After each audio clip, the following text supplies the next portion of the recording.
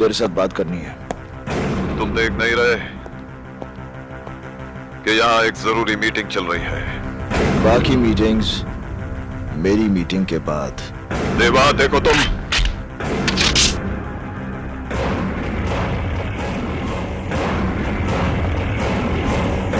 मैं तुझे मारने नहीं आया लाल। ये काम मुन्ना या मनी कोई भी कर सकता है। आखिर तुम चाहते क्या हो मुझसे? लाल सिंह, तूने अपनी गुंडागर्दी की बदौलत जमीनों पर नाजायज कब्जे करके बहुत बड़ी बड़ी इमारतें खड़ी कर दी। तेरी भूख इतनी बढ़ गई है कि अब तू स्कूल और शमशान जैसी जगहों को भी हड़प लेना चाहता है। ये कलीना वाले प्लॉट के पेपर्स हैं लाल सिंह। आज के बाद इस जमीन पर तेरी कोई दखल अंदाजी नहीं होगी। इन पेपर्स पर साइन कर। तेरी जिंदगी के 5 साल मैं बख्श देता हूं।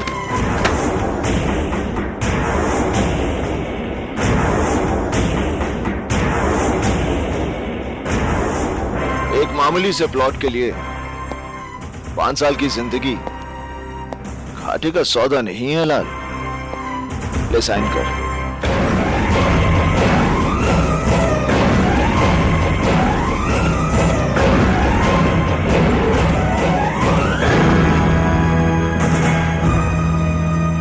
जिस वकील को मारने के लिए तूने अपने आदमी भेजे थे वो अशोक प्रधान देवा का बाप है। अगर दोबारा तूने ऐसी गलती की तो तेरा वो हश्र करूंगा कि तुझे अपने हाथों से अपनी जिंदगी फिसलती हुई नजर आएगी। तेरे माथे का पसीना और दिल की धड़कन ये बता रही है कि तुझे अपनी जिंदगी से बहुत प्यार है।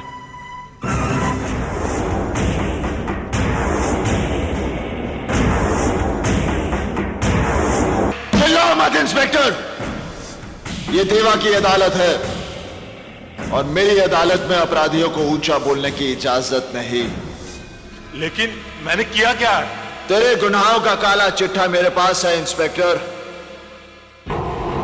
तुझे कानून की ठेकेदारी का लाइसेंस मिले 6 साल हुए और उन 6 सालों में तूने अपने लॉकअप में 5 लोगों को बेरहमी से मौत के घाट उतार दिया। देखो देवा, मुझे यहां से जाने दो। नहीं कुलकर्णी, मैं तुझे यहां से जाने की इजाजत नहीं दे सकता। मैं यहां ऊंचाई पर बैठा जरूर हूं, मगर इस कोर्ट के फैसले नीचे बैठे ये लोग करते हैं।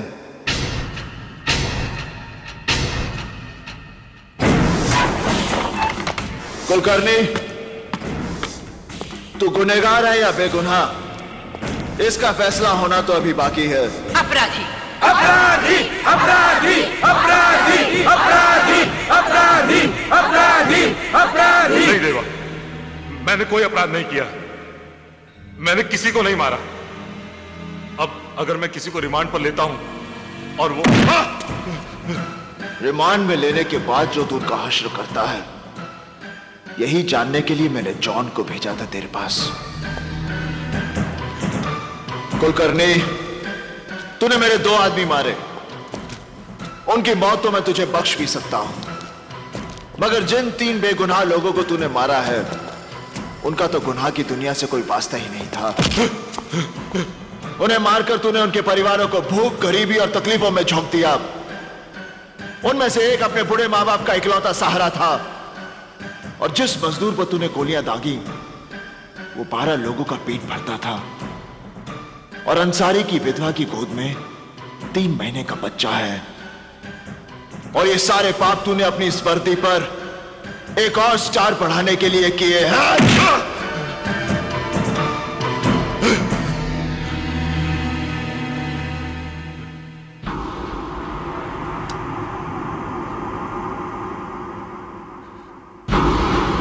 नहीं देवा, नहीं देवा, तुम मुझे नहीं मार सकते। तुम जानते हो हमारा डिपार्टमेंट। ये काम मैं उसी की भलाई के लिए कर रहा हूं। ये रिवॉल्वर सरकार ने तुझे बुराइयों को मिटाने के लिए दिया था। तूने इससे सिर्फ गुनाह किए हैं। नहीं देवा, ये रिवॉल्वर पहली बार कोई नेक काम करने जा रहा है।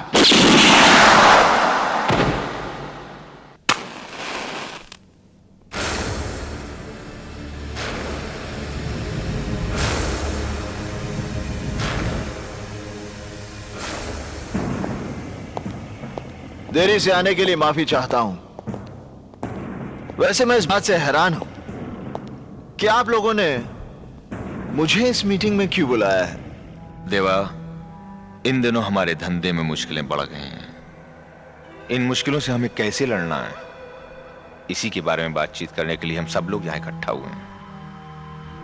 आखिर ये हमारी जमात की बात है, और तुम हमारी जमात से बाहर तो नहीं? जमात एक होने से सोच एक नहीं हो सकती जिंदाल साहब। सोच का क्या है, वक्त के साथ बदल जाया करती है। तुमने अपनी जगह बनाने के लिए जो रफ्तार पकड़ी है, उसका तुम्हें कायल हूं। ये तो आपका भड़प्पन है जिंदाल साहब। वैसे आप लोगों की जानकारी के लिए बता दूं कि अभी अभी तो मैं अपने पैरों पर खड़ा हुआ हूं। ठीक से चलना शुरू भी नहीं किया मैंने, रफ्तार पकड़नी तो भी बाकी है। आप कुछ धंधे की मुश्किलों के बारे में बात कर रहे थे। देवा, मेरा मतलब है हमें छोटे छोटे फायदों के लिए आपस में रंजिश का माहौल खड़ा नहीं करना चाहिए। हम ताकतवर तभी हैं जब तक हम एक हैं। अलगाव वो दरार है जो किसी भी इमारत की बुनियाद में समाकर उस इमारत को बर्बाद कर देती है। हमें अपनी इमारत में इस दरार के लिए कोई जगह नहीं छोड़नी। हमें पूरी ताकत के साथ मिलकर अपने दुश्मन से लड़ना है, और हमारा दुश्मन है कानून। तुम्हें मालूम है देवा कि हमारे नए सीएम बहुत ही ईमानदार हैं।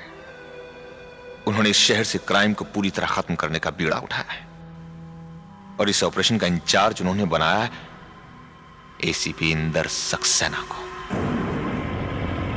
सक्सेना के पिछले रिकॉर्ड के बारे में हमने पता किया है। यह आदमी हम जैसों के लिए कुछ ठीक नहीं है। इससे पहले कि हमारे इर्द गिर्द कानून का दायरा कस दे, हमें उसे इस दुनिया से विदा कर देना चाहिए। नहीं जिंदाल साहब, सक्सेना को मारकर हम पूरे पुलिस डिपार्टमेंट को अपना दुश्मन नहीं बना सकते। यह बात तो सभी जानते हैं कि कोई भी पुलिस ऑफिसर सच्चाई और ईमानदारी का बोझ ज्यादा देर तक नहीं उठा सकता, और जिस दिन सक्सेना को यह बात समझ में आ गई, वो खुद ही ट्रांसफर ले लेगा। मेरे हिसाब से उसे 3 महीने का वक्त देना चाहिए।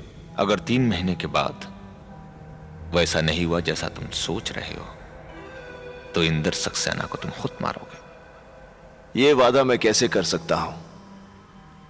मौत और वक्त का कोई तालमेल नहीं होता जिंदाल साहब। 3 महीने बाद मैं उसे मारूंगा, और यह देखने के लिए आप जिंदा रहेंगे, इस बात की गारंटी कौन दे सकता है?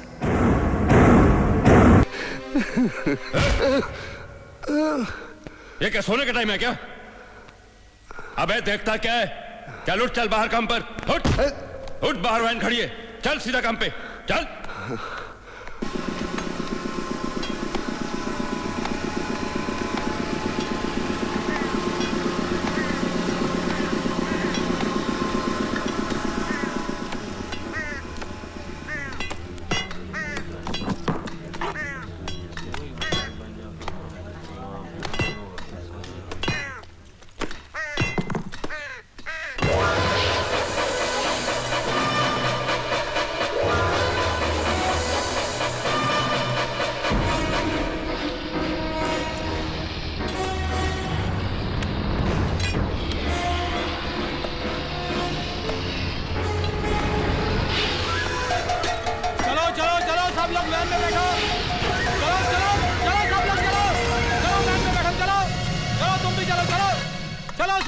चल रहे, चल लौकर चल। चलो चलो वैन में बैठो। चले चलो सब लोग चलो, चल आगे।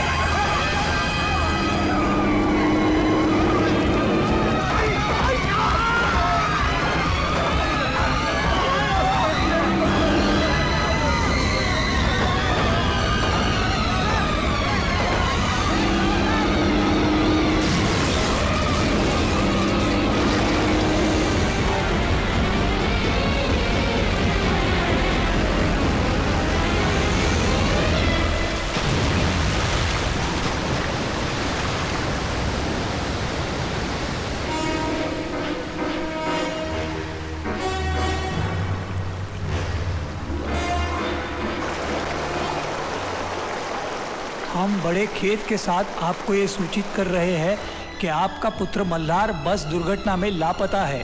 हम उसे मृत मानते हुए उसकी फाइल बंद कर रहे हैं। Jail superintendent Sharad Ingade.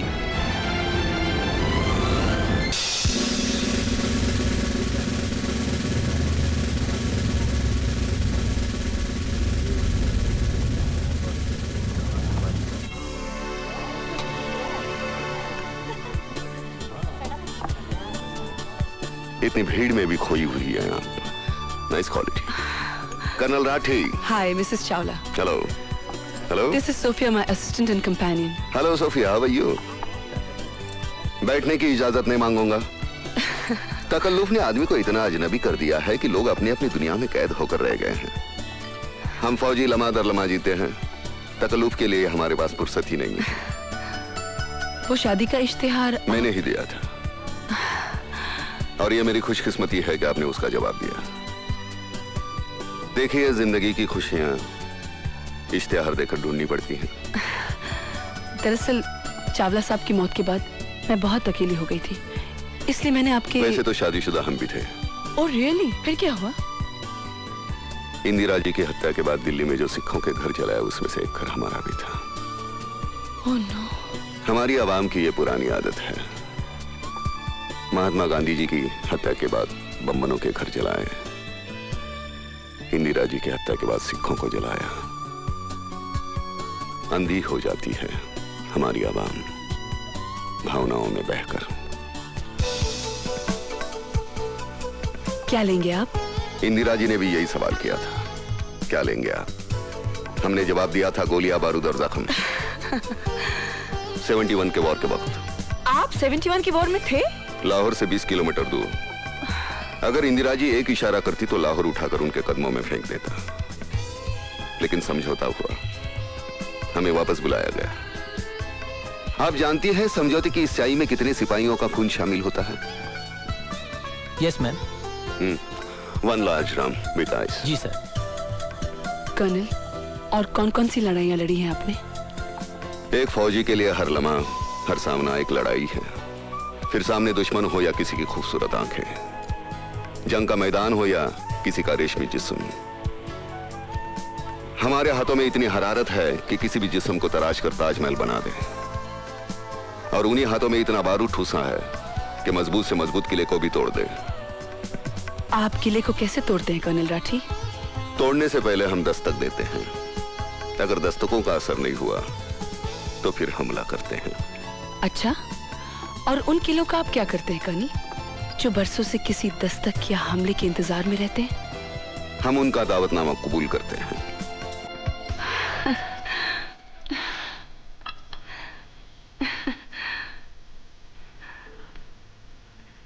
General Manekshaw ने एक दिन मुझसे कहा था, राठी, औरतों पर कभी यकीन मत करना। मर्दों के लिए वो मौत होती है। कबूल करे तो शौहर बनाकर मारती है, ठुकरा दे तो दीवाना बनाकर। आप बहुत बड़े कातिल हैं। आपने सही पहचाना। आपके इरादे मुझे बहुत खतरनाक लग रहे हैं। खतरनाक लग नहीं रहे, खतरनाक हैं। अच्छा, क्या करना चाहते हो? आपका कत्ल। मुझे मंजूर है।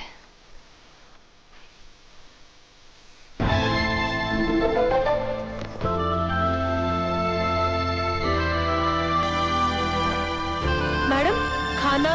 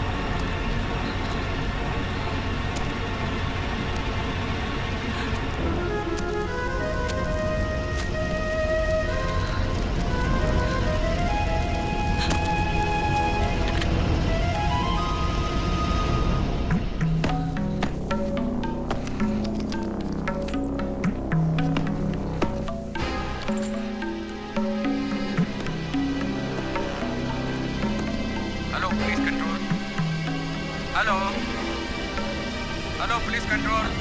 हेलो हेलो, क्या हो रहा है वहाँ, कुछ बताइए। हेलो बोलिए। Hello hello police control.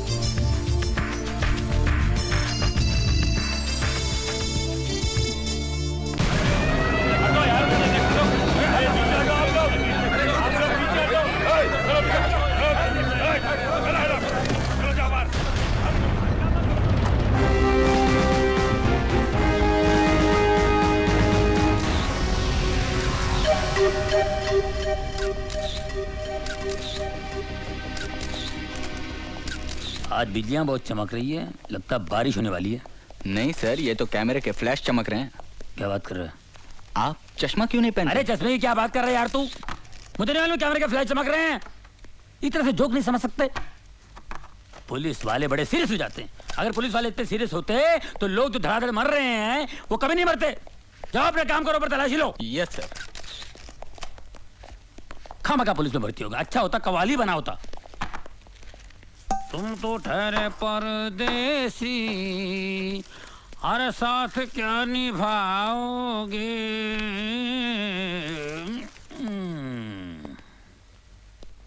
अरे इन अमीरों को पैसों की कोई वैल्यू ही नहीं है। हाँ? ये क्या हो रहा है सर?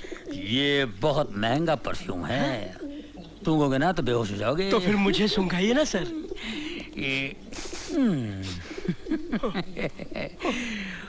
बेहोश हो गए ना।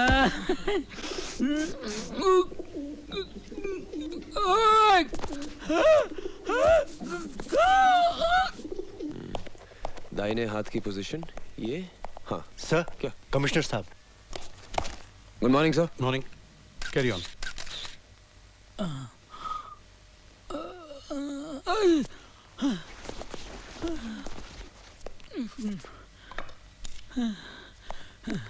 सर, मुझे लगता है it is an open and shut case. नौकरानी ने मौका पाकर मालकिन को बेहोश किया और खून कर दिया और फिर जेवरात लेकर भाग गई। सर ये बिल्कुल ठीक कह रहे हैं, लेकिन सर मुझे इस केस में एक तीसरे आदमी की मौजूदगी नजर आ रही है। अच्छा? एक मिलिट्री ऑफिसर। ये देखिए सर, सर ये जूतों के निशान हैं। ये जूते मिलिट्री के हैं, लेकिन ये आदमी मिलिट्री का नहीं था। क्यों? क्योंकि इस सोल का डिजाइन 1971 वॉर के बाद बनना ही बंद हो गया था। इससे साफ जाहिर है कि इसने जूते चोर बाजार से खरीदे हैं। ये देखिए सर, ये शराब के 2 गिलास हैं।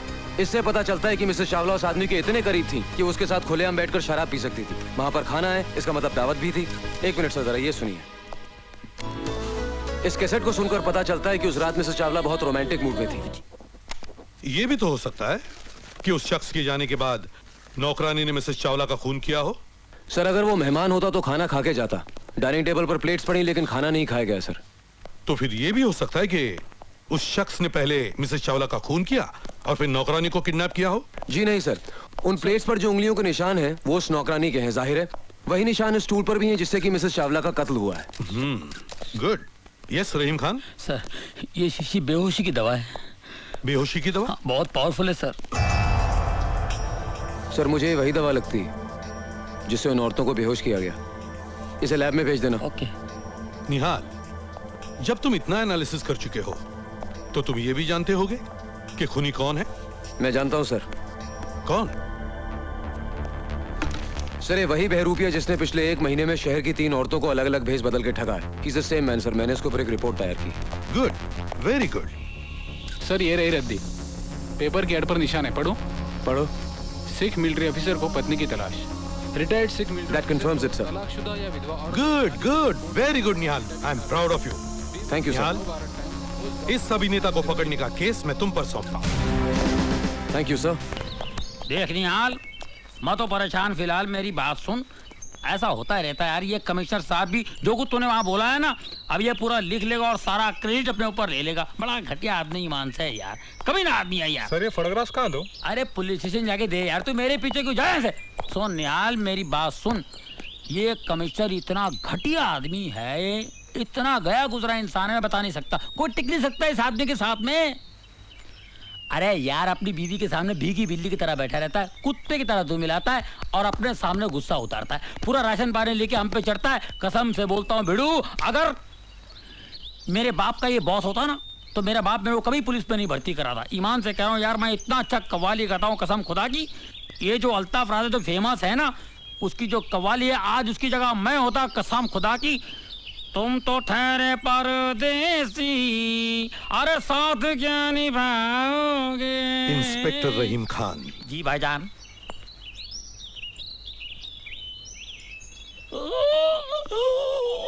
क्या हुआ? घर में मेरी बीवी मुझे डांटती है, मैं भीगी बिल्ली की तरह घर में बैठता हूँ, तुम सब पे राशन पानी लेकर चढ़ता हूँ। मुझे गाड़ी में आकर मिलना।